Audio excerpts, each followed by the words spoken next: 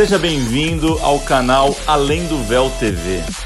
Aqui você encontra mensagens e nossas séries especiais que vão te inspirar a viver uma vida muito melhor. Que Deus te abençoe. E hoje é o último dia da série Jesus. A minha oração é que o Senhor tenha falado com você nessas últimas 3 semanas, que o Espírito Santo tenha ministrado no teu coração aquilo que Jesus é para você, porque Ele é um Deus coletivo, amém? Ele é um Deus de toda uma nação, Ele é o Deus do mundo, mas também Ele se revela como um Deus pessoal, um Deus único e que se manifesta para cada um de nós de uma forma diferente. A Bíblia chama isso de a multiforme graça de Deus. Ele se manifesta para cada um de nós. Então, toda vez que eu perguntava aqui quem Jesus é para você, cada um falava alguma coisa, porque cada um tem uma experiência pessoal com Jesus, com Deus.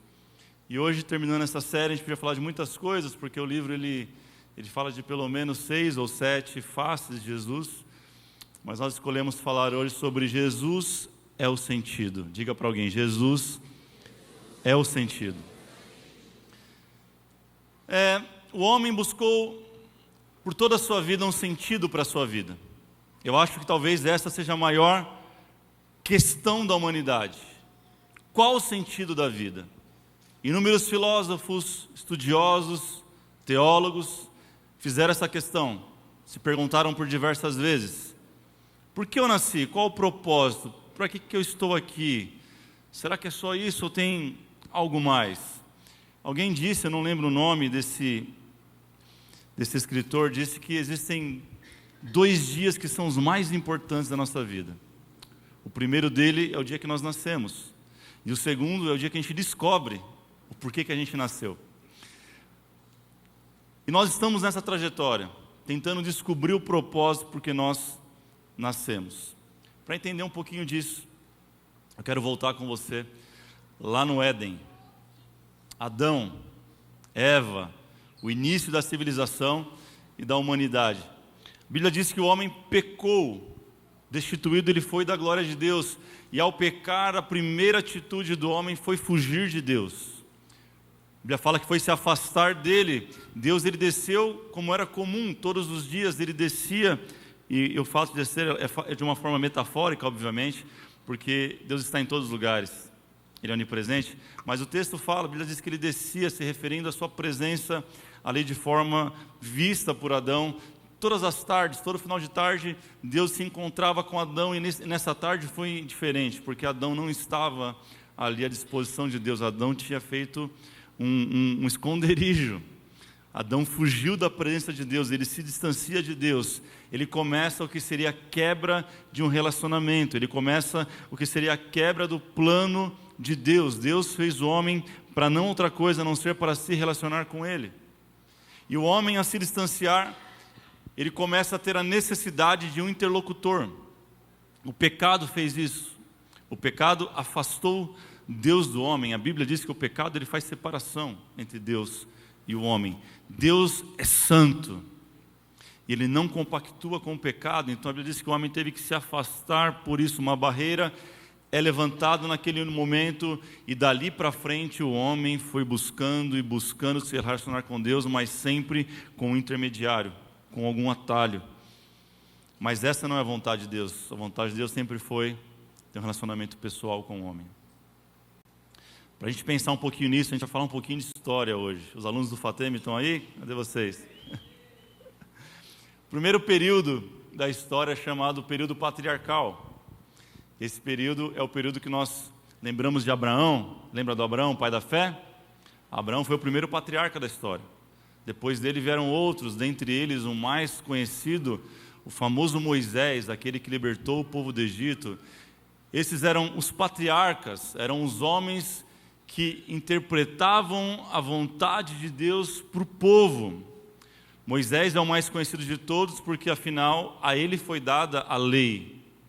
A Moisés, quando ele sobe num monte, Deus fala com ele, o monte treme, trovão, um negócio de doido, e diz a Bíblia que ele desce lá com uma tábua com 10 mandamentos.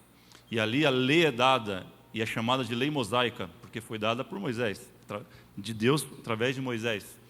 E ali começa a Deus reatar esse relacionamento e estabelecer alguns parâmetros, sabe? A lei não é um negócio ruim. A gente que vive na graça fala, poxa, essa lei é um troço zoado, mas não é bem assim. No início a lei, a ideia não era ser o que virou. A lei ela era uma forma provisória de Deus manter o homem na linha. A gente está falando do homem oriental, o homem, o que iniciou tudo. Não era o que nós vemos, o homem que a gente enxerga hoje. Não é esse homem que você vê do lado, bonito, cheiroso, cabelo arrumado, na sua maioria. Era um ser totalmente diferente. Era um pouco mais bruto, mais bárbaro. Você lê a Bíblia, algumas partes dela, você vê uma verdadeira carnificina, é ou não é?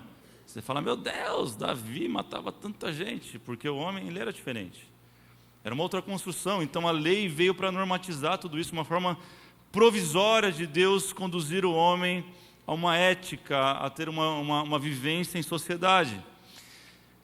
Esse foi o primeiro período. O segundo período que nós temos na história é o período chamado de teocrático. Teocracia nada mais é do que governo de Deus, teo, Deus, e cracia, ocrático, governo de Deus. E é nesse período que os juízes se levantam. E a gente vê na Bíblia alguns deles, como Débora, Sansão, Jefté e Gideão. Lembra Gideão, que estava malhando trigo no lagar? Lembra dele? Que libertou o povo dos midianitas, lembra dele? Gideão era um desses. Gideão foi levantado como juiz. O povo se cansou dos patriarcas e Deus levanta então os juízes. Eram os juízes que comandavam as famosas 12 tribos de Israel. Eram eles que cuidavam de tudo isso e controlavam e de alguma forma colocavam ordem em tudo isso. Os 10 mandamentos já não eram mais suficientes nesse momento. Então os juízes que faziam a legislação na época, e muitas leis e regras foram criadas, e você vai ver alguns textos da Bíblia de as pessoas levando situações a eles, e eles tinham que decidir o que era certo, o que era errado, e era o começo do que nós entendemos hoje de Código Penal. Estão os advogados de plantão, os promotores. Nós sabemos que tudo foi baseado na Bíblia, né? Boa parte de todo o Código Penal americano foi em cima da Bíblia, e consequentemente o Brasil também entrou nessa, copiou deles. Quase brasileiro não copia nada de americano, né, gente? Quase nada. Mas o homem mais uma vez se cansou do interlocutor chamado juiz e começou a clamar a Deus por um rei. Nós entramos na monarquia. Até hoje, como Inglaterra, nós temos um país que vive em monarquia, não como era, mas uma sombra do que era.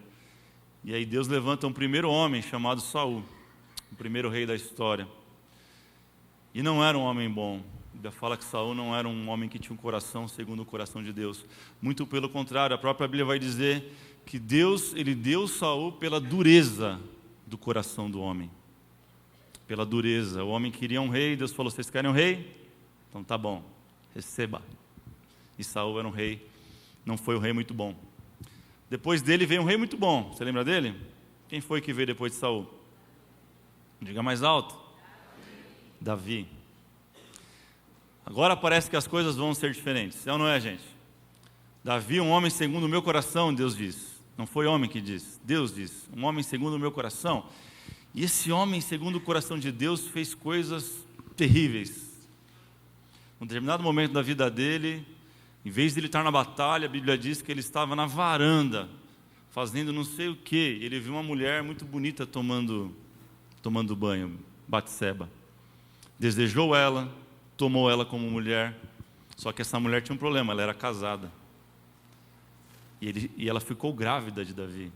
E Davi, como era um homem muito de Deus, teve uma grande ideia. Eu vou pegar o marido dela, colocar na frente de uma batalha para matar ele. Quem sabe dá certo.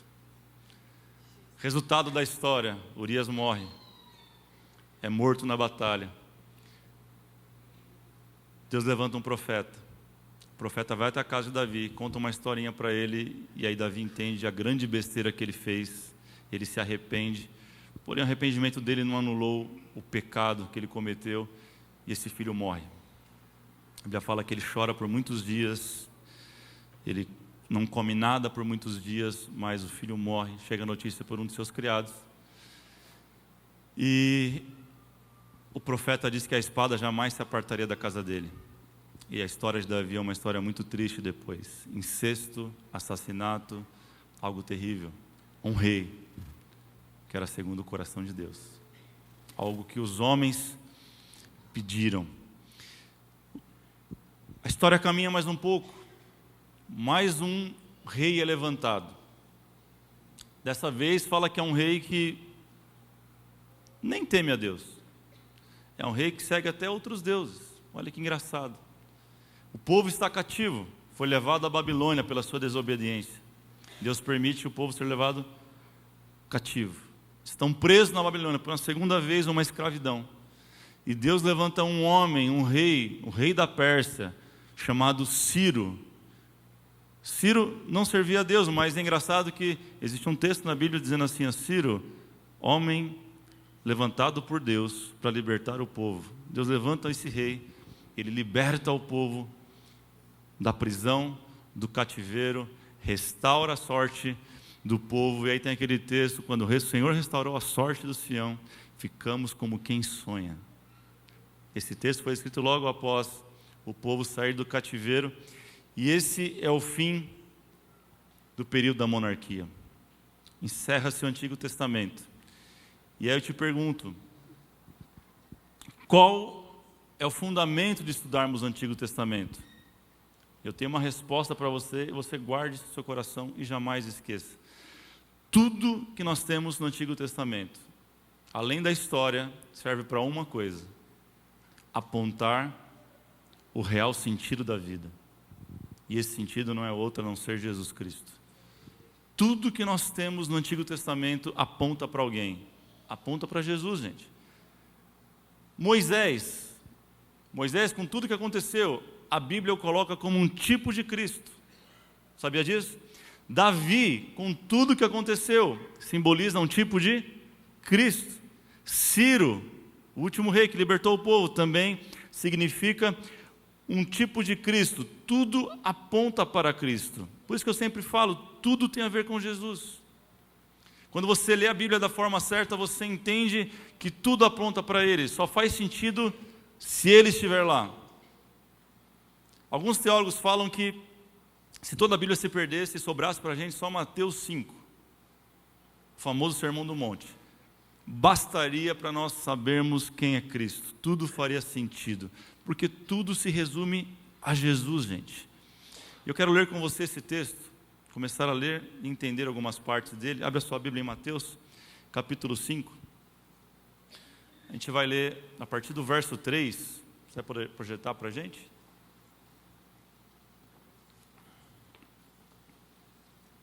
Mateus 5, verso 3. É um dos textos mais ricos. É o maior sermão que Jesus pregou. Então eu acho que se Jesus pregou o seu maior sermão é porque alguma coisa Ele quer ensinar para a gente. Quem entende isso? Quem sabe um dia, eu falei isso pela manhã, e eu gostaria muito de fazer uma série só sobre o Sermão da Montanha. Tem muita coisa bacana para a gente aprender. E ele começa: bem-aventurados os pobres de espírito, verso 3. Pois deles é o reino dos céus. Bem-aventurados que choram, pois serão consolados. Bem-aventurados os humildes, pois eles receberão a terra por herança. Bem-aventurados que têm fome e sede de justiça, pois serão satisfeitos. E o texto segue, não vou me ater ele hoje, mas isso não estava chamando a atenção daquela multidão. O verso 1 vai dizer que Jesus pegou alguns discípulos e foi falar com eles, e daí começa o Sermão da Montanha, porque ele sobe num lugar mais alto, começa a falar com os discípulos, a multidão se aglomera em volta. Mas isso aqui não fazia muito sentido para eles, e talvez, infelizmente, não faz para a gente hoje. Por exemplo, bem-aventurados os pobres de espíritos, pois dele é o reino de Deus. Quem aqui olha para alguém pobre de espírito e fala assim: você é um bem-aventurado? Quem faz isso? Não, a gente não faz isso. A gente olha para quem está passando com um super carro e fala: uau, bem-aventurado. A gente olha para o nosso Instagram e vê os caras mais famosos de lá, por exemplo, sei lá, quem você gosta, Cristiano Ronaldo, aí, quem gosta de Cristiano Ronaldo? Amém, irmãos? E as irmãs também, tem as irmãs que gostam. Fica só vendo lá o shape do Cristiano Ronaldo. Fala, se meu marido tivesse... Dava para lavar a roupa a noite inteira, né? Mas você olha para o Instagram dele e você vê o iate que ele anda. Você vê a família da Doriana que ele tem. Já viu a família da Doriana? Aquela família perfeita, incrível. Doriana era assim, você lembra da propaganda da Doriana? Aquele sol batendo na janela, aquela cena bonita. A mulher... Quem acorda de maquiagem, com o cabelo arrumado daquele jeito, igual a mulher da Doriana? A gente fala, bem-aventurado. Olha só, bem-aventurado. E Jesus vai falar, bem-aventurados os pobres de espírito. Bem-aventurados que choram. A gente olha para quem chora e fala, coitado. Jesus olha para quem chora e fala, bem-aventurado. Então existe algo muito profundo nesse texto. A gente tem que estudar isso num outro momento. Eu quero que você entenda que Jesus está falando de coisas que para eles não faz muito sentido. Só que no verso 17, Jesus vira uma chave e começa a chamar a atenção dos mestres da lei, dos fariseus, homens que estavam ouvindo ele naquele momento. Olha o que ele diz, não pensem que vir abolir a lei ou os profetas. Verso 17. Não vim abolir, mas vim cumprir. Aí os caras falam, uau, esse cara está falando da lei. E sabe, a lei era algo que os caras tinham prazer de falar, de ouvir, porque essa era a vida deles. A lei, tudo do judeu girava em torno da lei. Tudo. Toda discussão, toda conversa até sem informal, era lei. Eles amavam falar disso, Jesus chama a atenção dele. 18, digo-lhes a verdade, enquanto existirem céu e terra, de forma alguma desaparecerá a lei. Da lei a menor letra ou menor traço, até que tudo se cumpra. Aquele que desobedecer a um desses mandamentos, ainda que dos menores, de ensinar os outros a fazerem o mesmo, será chamado menor no reino dos céus. Mas todo aquele que praticar e ensinar esses mandamentos, será chamado grande no reino dos céus. Você percebe como não tem muito a ver esse discurso com o verso 3 e 4? Jesus está chamando a atenção deles. Olha o que ele diz no verso 20. E aí os fariseus piraram. Pois eu lhes digo que se a justiça de vocês não for muito superior à dos fariseus e mestres da lei, de modo algum entrarão no reino dos céus. Aí todo mundo parou e falou, vamos ouvir esse cara, que esse cara está falando. Como assim? Eu já guardo, porque a lei, gente, entenda isso. Nós achamos que a lei são os 10 mandamentos, é ou não é? A gente aprendeu isso na igreja de forma errada muitas vezes, mas a lei tinha mais de 600 princípios. Porque é até fácil você, os 10 ali, dá para passar, não dá não? E tem muita gente que é assim, eu não mato ninguém, eu não roubo ninguém, não pego a mulher dos outros. 10 mandamentos. Tá. Pô, sou um cara bom. Você deve conhecer assim, alguém assim, não vou para a igreja não, já sou muito bom. Não faço nada de errado. Conhece ou não conhece? E esse é o discurso de algumas pessoas. Eu sou muito bom. Só que a lei não é os 10 mandamentos, querida. A lei era 613 ou 14, se não me engano agora, fugiu a memória. Mandamentos. Isso era a vida do judeu. Girava em torno de saber toda essa lei e cuidar para não passar nada em branco. E o fariseu, apesar da gente usar ele muito de uma forma pejorativa, o fariseu era um cara que levava a sério a lei. Ele cumpria tudo da lei. Detalhe por detalhe. Capítulo por capítulo. O fariseu era um cara que era de caráter ilibado. É por isso que Jesus fala, se não for muito superior ao dos fariseus, aí os caras endoidam, falam assim, aonde que esse cara vai chegar? Eu já não faço nada na minha vida, eu praticamente acordo, respiro e durmo. Acho que era mais ou menos assim a vida dos caras. Como cumprir 600 e tantos? Gente, eu vou dar um passo, peraí, acho que eu vou esmagar algum mandamento. Agora vem um cara com um discurso legalista maior que o nosso, dizendo que a gente está fazendo é pouco, que tem que ser mais que isso. Ele chamou a atenção deles. Quando Jesus percebeu que tinha atenção desses caras, aí ele começa algo chamado assim, mas eu lhes digo.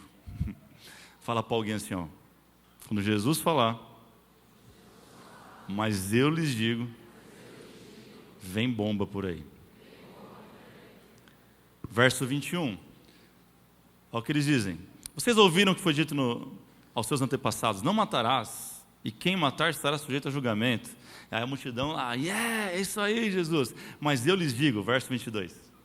Qualquer um que se irar contra o seu irmão estará sujeito a julgamento. Não precisa matar, é só ir contra. Também qualquer um que disser ao seu irmão, racá. Sabe o que é racá? Bobo. Qualquer um que chama outro de idiota. Quem nunca faz isso? É um bobão mesmo. Olha o que Jesus está falando. Se você simplesmente chamar o seu irmão de bobo, você vai a julgamento. Qualquer um que chamar o irmão de louco, corre o risco de ir para o fogo do inferno. Os caras piraram. Nesse momento, gente, eu imagino assim que aquele silêncio, sabe? Aquele silêncio. Quando a gente está pregando assim e fala umas coisas que o povo fica meio assim, tipo esse silêncio. Aquele silêncio que a mosquinha que passou, dava para ouvir. Aquele silêncio insuportável. Verso 23, ele continua: portanto, se você estiver apresentando sua oferta diante do altar, e ali se lembrar de que seu irmão tem algo contra você, não é você tem algo contra o seu irmão, mas lembrar que o teu irmão ficou magoado com você com alguma coisa, não oferte. Coloca a tua oferta do lado do altar, vai resolver a tua parada com o teu irmão, e depois você oferta. Jesus começa a apertar o prego da lei. Olha o 25, entre em acordo depressa com o seu adversário, inimigo, que pretende levá-lo ao tribunal. O cara está querendo levar para o tribunal. Jesus fala, entre em acordo com ele, faça isso enquanto ainda estiver com ele no caminho, pois caso contrário ele poderá entregá-lo ao juiz, e o juiz ao guarda, e você poderá ser jogado na prisão. Jesus começa a bater esse prego chamado lei o mais fundo possível que aqueles homens já ouviram. Porque a lei é isso. Jesus começa a demonstrar que a lei não passa de um comportamento externo, exterior do homem. Tudo que trata a lei, toda a lei, ela gira em torno de comportamento exterior.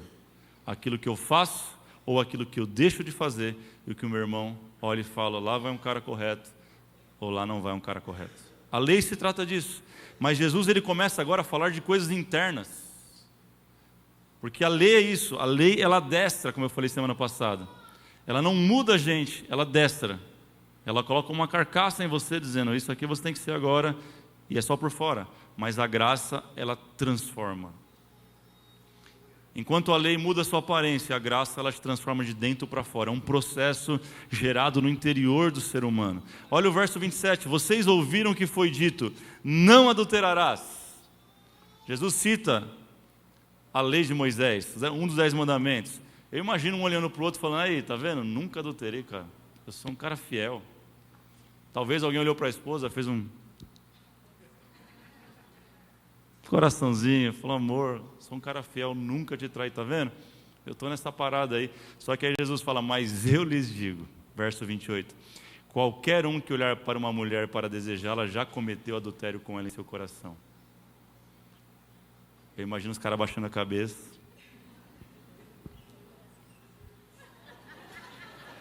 Estou lascado. Porque senão praticamente todo aquele auditório que eu via Jesus já tinha cometido isso. Entende? Ele começa a falar de leis internas. Se o teu olho direito fizer pecar, quem sabe o que você olha e como você olha, querido? Eu não tenho esse poder de olhar para você e saber que tipo de olhar você está tendo para mim nessa noite. Eu não tenho o poder de saber como você tem olhado para o seu irmão. Só você sabe. E Deus, mais ninguém. Entenda que Jesus estabelece um novo padrão, um padrão de mudança interna, de comportamento interno, ou seja, uma mudança real e verdadeira de ser um cristão. E os caras piram.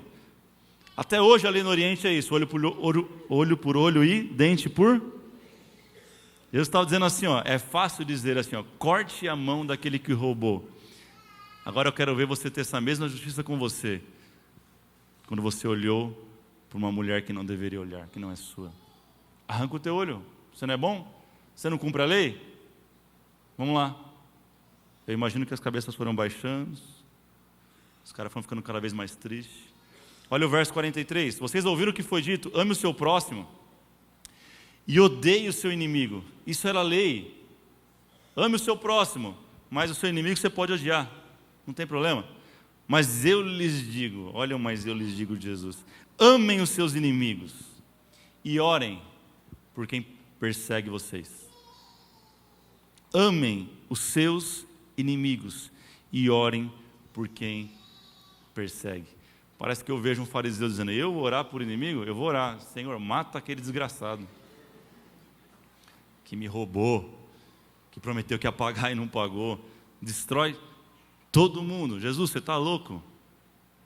O que você bebeu, Jesus? Não é possível, esse cara não é daqui mesmo. E Jesus o tempo todo mostrando para eles que se eles queriam viver pela lei, eles não podiam escolher só a parte boa da lei. Eles não podiam escolher só a parte que faziam bem, que eles faziam bem. Ou cumpria toda a lei, ou não fazia sentido. E até hoje a gente está assim. Jesus termina dizendo, e aí fica mais complicado ainda. Último verso. Portanto, sejam perfeitos, como perfeito é o Pai Celestial de vocês. E aí ele leva ao nível da perfeição. Fala assim, ó, nada mais, nada menos do que perfeição. E o pior, gente, é que tem gente, até hoje, com esse discurso, não entendeu o que Jesus estava falando.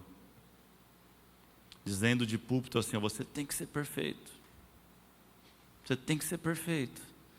Você tem que ser perfeito. Olha só, se você não for perfeita, você vai queimar no mármore do fogo, do enxofre. Gente, Jesus nunca quis dizer isso.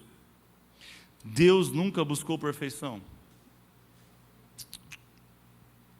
Até porque se Ele quisesse perfeição, Ele não teria feito a gente falho. Eu nunca vi um criador de nada criar algo e falar assim, rapaz, eu criei esse negócio para ser de tal jeito, mas ele é de outro jeito. Das duas umas, ou aquilo que ele está criando está em fase de chegar onde ele quer, ou ele é um péssimo criador. Ele é um péssimo criador. Alguém que faz um microfone, ele fez um microfone com um propósito. Interpretar de forma clara aquilo que se fala nele. Sim ou não? Ele não criou o microfone para ser um martelo. Apesar de alguém achar ficar batendo assim tudo. Entenda isso. O nosso Criador, o nosso Deus, o nosso Senhor, Ele não fez a gente com defeito. Ele criou a gente do jeito que a gente é. Com livre-arbítrio, para tomar as nossas decisões. Quando Ele criou Adão, e Adão pecou, Eva pecou, Ele não fez assim, rapaz, errei na receita. Deixa eu ver onde é que eu errei. Deixa eu pegar a receita para ver onde que eu errei. Faltou uma pitada de sal. Faltou uma pitada de ética. Não, querido. Deus nos fez do jeito que somos. Deus não busca a perfeição da gente.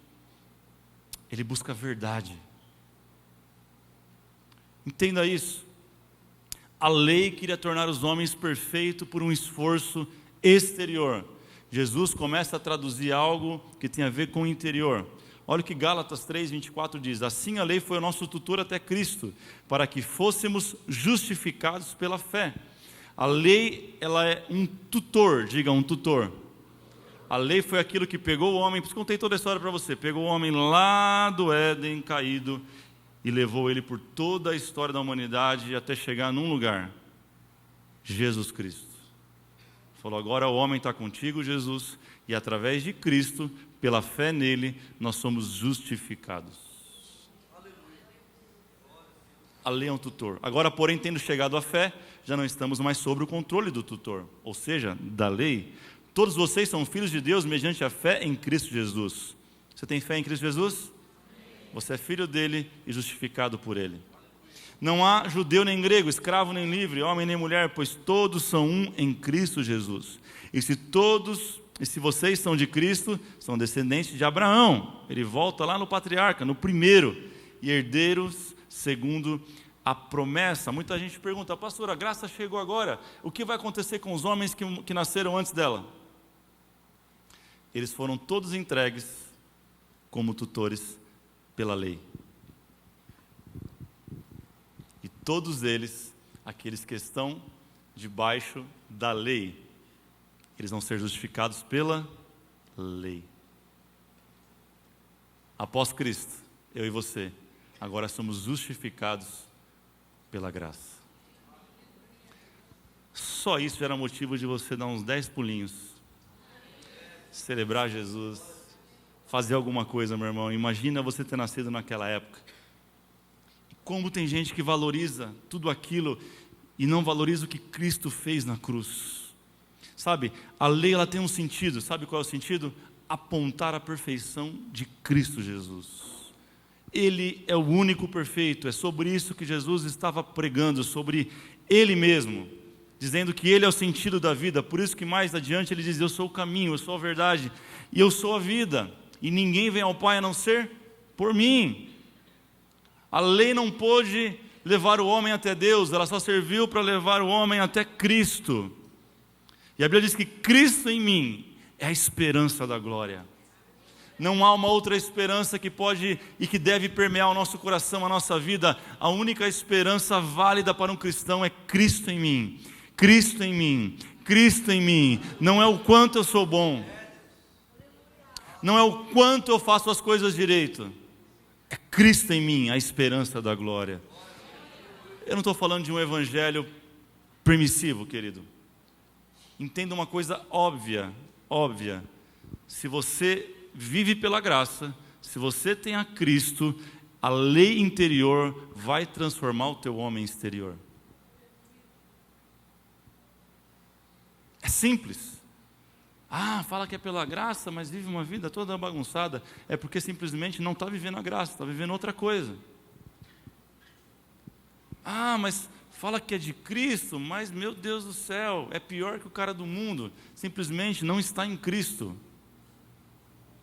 Ontem nós tivemos nosso batismo lá em São Bernardo. Foi uma grande bênção. 19 pessoas morreram ontem.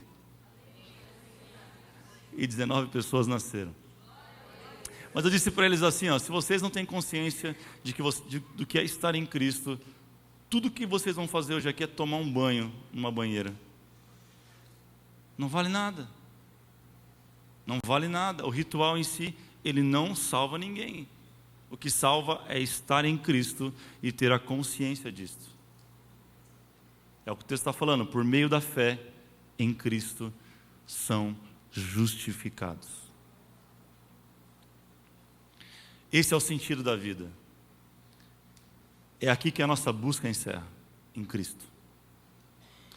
Olha o que Salomão, um dos homens mais sábios, segundo a Bíblia, o homem mais sábio da sua era, disse no seu livro de Eclesiastes.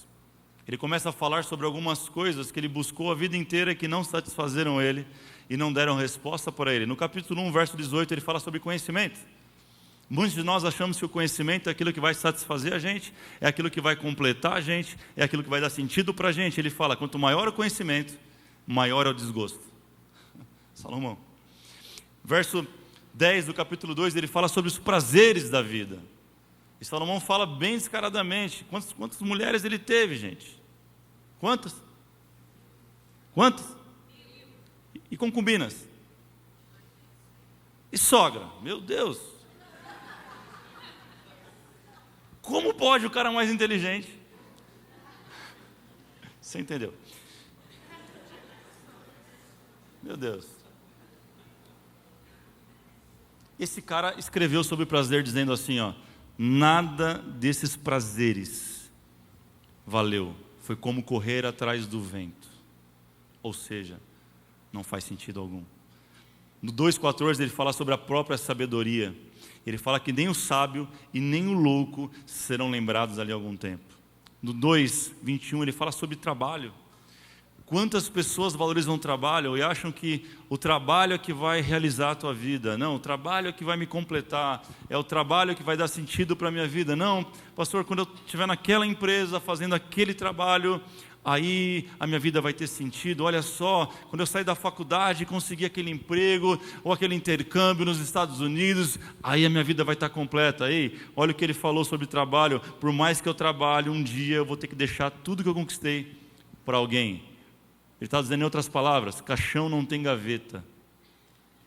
Caixão não leva dinheiro e caixão não leva diploma. Caixão só vai a tua carcaça e a minha carcaça. Trabalho não vale de nada. No 4,16 ele fala sobre o poder. E fala que ele teve um número incontável de seguidores que o serviam, servos. Quando eu falo de seguir, até lembro do Whindersson Nunes, né? Quantos seguidores ele tinha? O maior canal do YouTube, é o maior canal do Twitter, é o maior canal do Instagram. E esse cara falou sobre depressão há dias atrás. Não sei se você viu sobre isso. Um cara que teve dinheiro, tem dinheiro, fama, uma mulher, se casou, seguidores, tudo isso em depressão. Porque o poder não tem o poder de suprir as nossas maiores necessidades. E ele fala de outras coisas, a lista continua. Ele fala sobre justiça, ele fala sobre talento.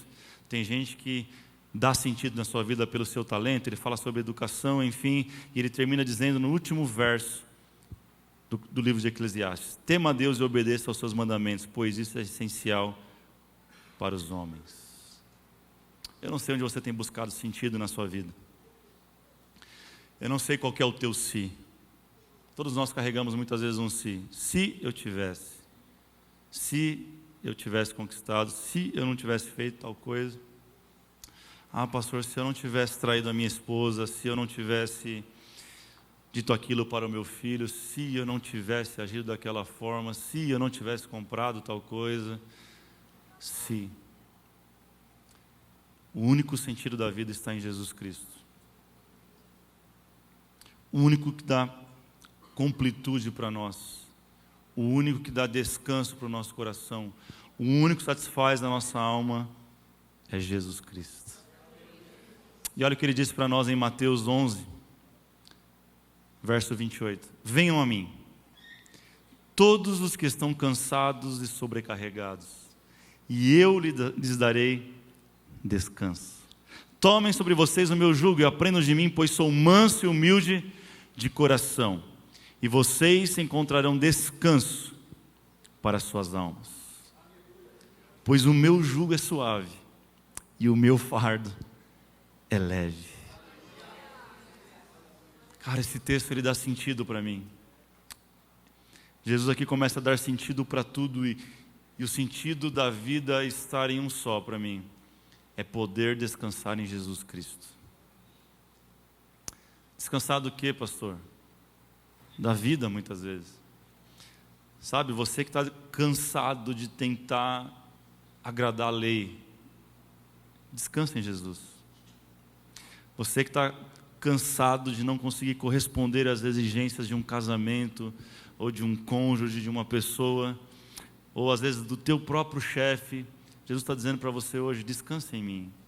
Você que, por mais que você tenha se esforçado, jovem, e teus pais nunca valorizam o que você faz. Tudo que você faz para eles não é o suficiente. Você estuda e não é o suficiente. Você às vezes até trabalha já e não é o suficiente.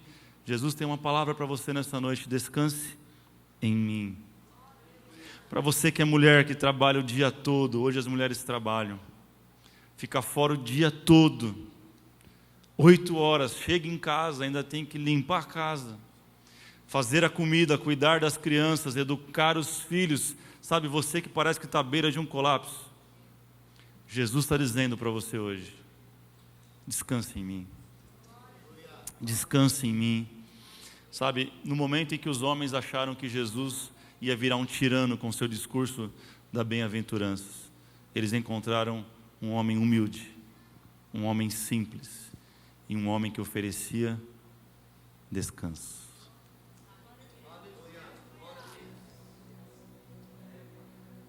Jesus não é um tirano. Jesus não veio dar continuidade na lei. Ele diz: eu vim cumprir. Jesus, ele é o cumprimento da lei. Jesus está dizendo assim, ó, tudo isso aí que vocês deram valor, eu cumpri. E eu percebi que vocês, meros humanos, não são capazes de cumprir. Então um novo mandamento eu vos dou: ame ao Senhor teu Deus de todo o teu coração, de todas as tuas forças, e ao teu próximo como a ti mesmo. Ele resume tudo em uma palavra pequena, de 4 letras, chamada amor. Amor. Deus não tem amor. Fale para alguém assim, ó, Deus não tem amor. Fala com fé. Fala, Deus é amor. Deus é amor. Se você perguntasse para João, o discípulo de Jesus, falasse para assim, quem Jesus é para você, responda em poucas palavras, João. Certamente ele responderia para nós: Jesus é aquele que me ama. Jesus era surpreendente. Os discípulos podiam falar muita coisa, ele é incrível, uau! Ele anda sobre as águas, ele cura os leprosos, ele faz o paralítico andar, sabe? Eu estava outro dia lá num tanque chamado Betesda, o cara estava lá há tanto tempo, Jesus, uau, Jesus é incrível. E você vê todos eles encantados, todos eles fascinados pelo amor de Jesus.